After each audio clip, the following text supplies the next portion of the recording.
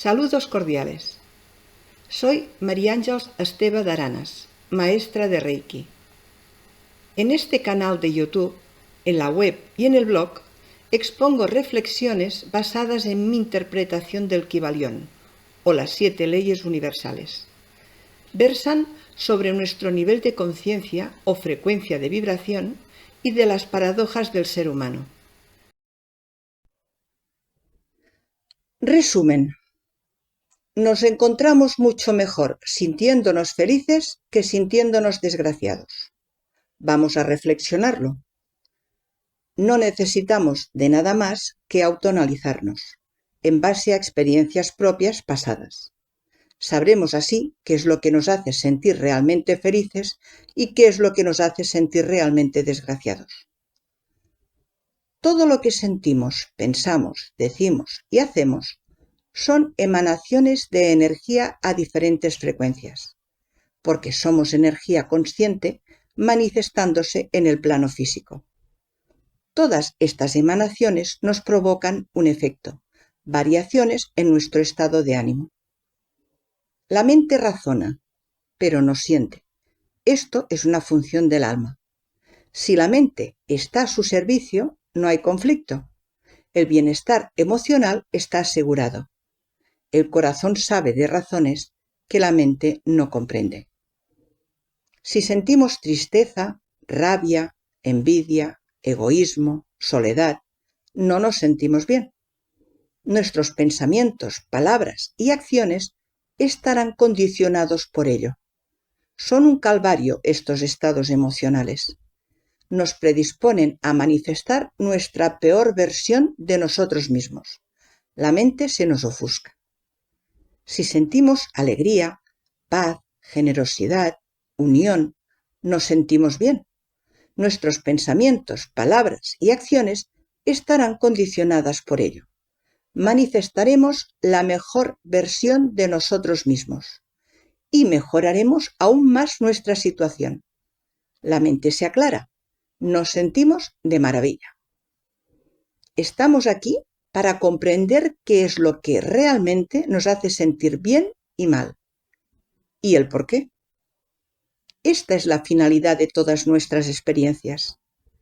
Reaccionamos a ellas según nos sentimos en cada momento, y de ellas aprendemos. El mundo es nuestro espejo. Vemos reflejado en el exterior cómo nosotros somos realmente. El refranero es muy instructivo. Dime de qué presumes y te diré de qué careces. Porque vemos antes la paja en ojo ajeno que la viga en el propio. No hay peor ciego que aquel que no quiere ver.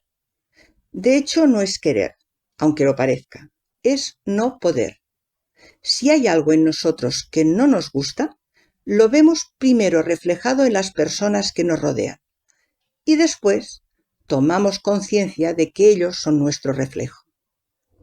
Para bien o para mal, todo depende del color del cristal con el que se mira. No es lo mismo mirar de color rosa, color verde, color rojo. Todo nos provocará emociones diferentes. El criterio que usamos es aquel del piensa el ladrón que todos son de su misma condición, porque es bien cierto que vemos reflejado en los demás cómo somos nosotros. Es lógico suponer que si podemos escoger, vamos todos a decantarnos por sentirnos bien, pero la realidad es que no siempre lo logramos. ¿Por qué no escogemos siempre sentirnos bien?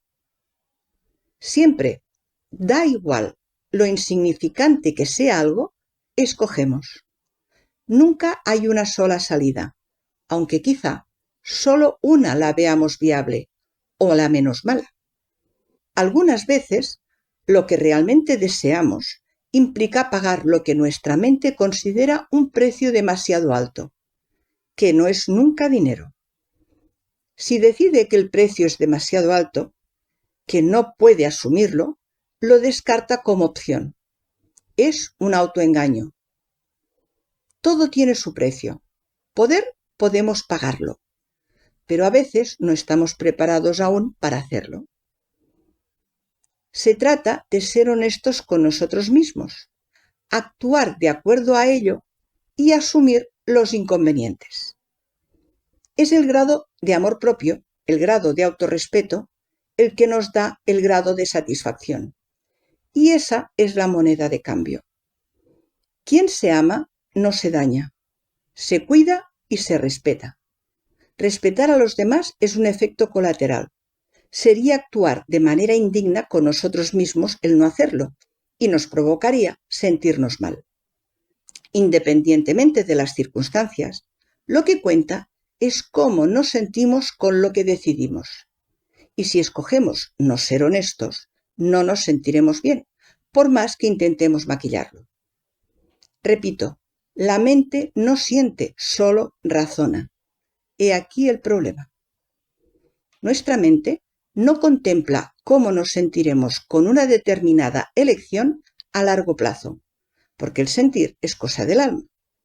Sí, por poner un ejemplo, hemos mentido, porque queremos conseguir algo que, si somos sinceros, no lo conseguiríamos. Estamos a punto de ser descubiertos. Instintivamente, la mente busca cómo salir del apuro, con los menores daños posibles. Podemos maquinar una excusa, otra mentira, con la esperanza de que sea aceptada o de diferir las consecuencias. Podemos intentar culpar a otra persona. Podemos alejarnos si es posible. Podemos pedir clemencia, cuando nosotros hemos intentado abusar de la buena fe sin ningún tipo de reparo. O podemos reconocerlo, asumir las consecuencias y proponernos no volver a mentir, porque hemos comprendido que mentir no es noble. En todas las opciones, menos la última, solo hemos pospuesto el problema. Nos provocarán angustia por el miedo a ser descubiertos y avergonzados. Miedo de que al posponerlo aún no lo empeoremos más. Rabia de que nuestra mentira no ha dado los resultados que esperábamos. Y por nuestro comportamiento nos sentiremos avergonzados con nosotros mismos, pero no nos lo reconoceremos. Hay personas que mienten muy bien. Flaco favor se hacen. Tarde o temprano serán descubiertas. Cuanto más mienten, más sufren, porque acumulan más posibilidades de ser descubiertas. Nuestra mente tiende a reaccionar instintivamente y nos condiciona el raciocinio. Es un mecanismo muy útil en momentos de peligro inmediato. Nos impele a actuar, correr, agacharnos, luchar, y después, pasado el peligro, es cuando tomamos conciencia de lo ocurrido y de sus consecuencias. También puede ocurrir, si la situación nos provoca pavor, que la mente se paralice. Es puro instinto de sobrevivencia. La mente se sabe perecedera y busca su permanencia.